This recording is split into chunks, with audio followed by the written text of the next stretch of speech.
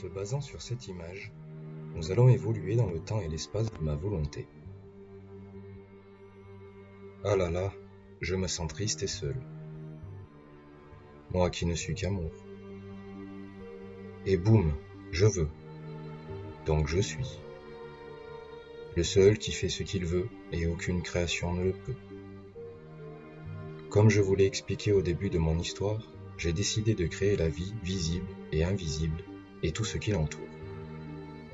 Les anges de lumière du ciel, les démons de l'obscurité d'où naît le feu, chaque esprit des planètes solides et gazeuses qui les entourent, les sphères et ovoïdes, principes de la vie.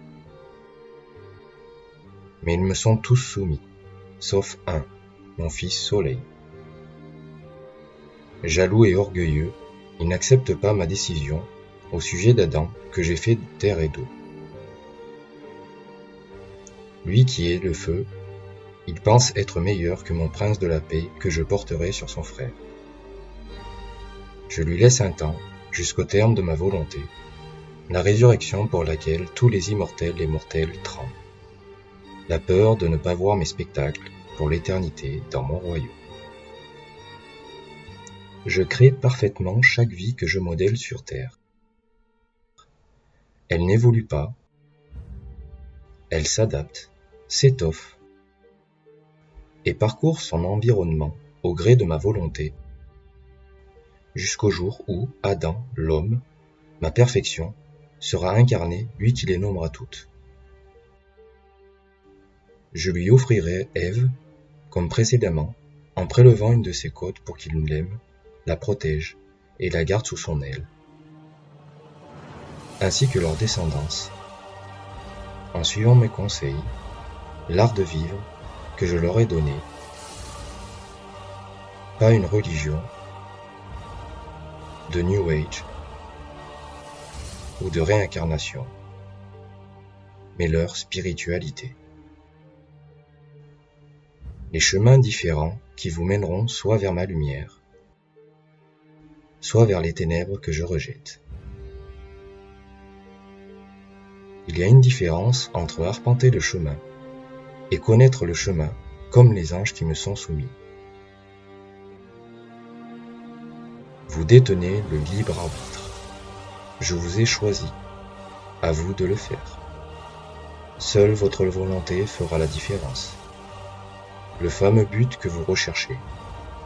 La vie. L'unique épreuve qui vous permet de prétendre à une place pour voir mon spectacle, avec vos bien-aimés dans mon royaume.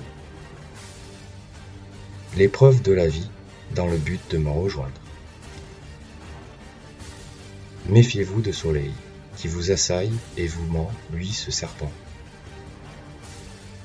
L'orgueil, les mensonges, l'égoïsme et tous les autres péchés envahissent les hommes et les femmes par sa faute. Sa ruse principale étant de faire croire qu'il n'existe pas, lui le malin, qui se fait passer pour moi le roi, l'amour.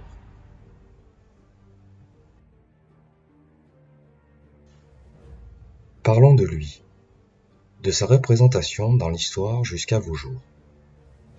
Depuis des millénaires, vous pensez que la vie existe grâce à Soleil. Dans les temps anciens, les gens ont déifié Soleil et l'ont adoré. Les Sumériens, les Égyptiens, les Babyloniens, les Perses, les Grecs et les Romains adoraient Soleil comme divinité principale. Les civilisations des Aztèques, des Mayas et des Incas ont construit d'immenses monuments en l'honneur du Soleil. Tous de forme pyramidale que l'on trouve partout sur Terre dans des lieux définis. Cependant, il n'est pas nécessaire d'être un de ces adorateurs pour reconnaître les effets bénéfiques de Soleil sur vos vies. Sans Soleil, il n'y aurait pas de vie sur Terre. La vie ne peut exister sans ma lumière qu'il vous porte et la chaleur qu'il vous procure. Lui qui est un enfant d'une beauté sans égale. Ma lumière est le début de la vie. La lumière que Soleil vous porte nourrit votre corps et lui fournit de l'énergie. Elle constitue l'environnement nécessaire à votre existence. Cela crée de l'oxygène et du dioxyde de carbone. Soleil maintient la température et l'humidité au niveau nécessaire à la vie que je donne.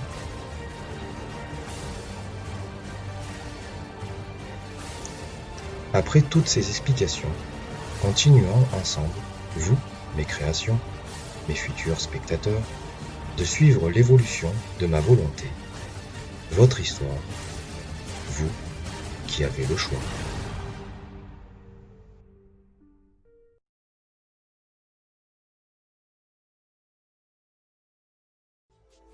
Quelle que soit leur religion ou leur contexte socioculturel, les expérienceurs feraient donc le même récit.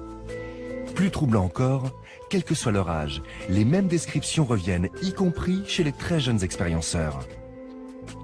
Aux États-Unis, les recherches du Dr Melvin Morse, pédiatre et neurologue à l'hôpital de Seattle, ont marqué la recherche en matière d'expérience de mort imminente.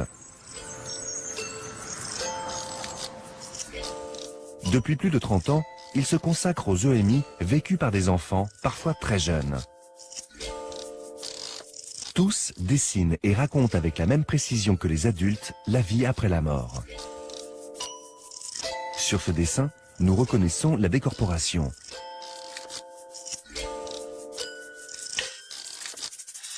Sur d'autres, on identifie le tunnel et la lumière.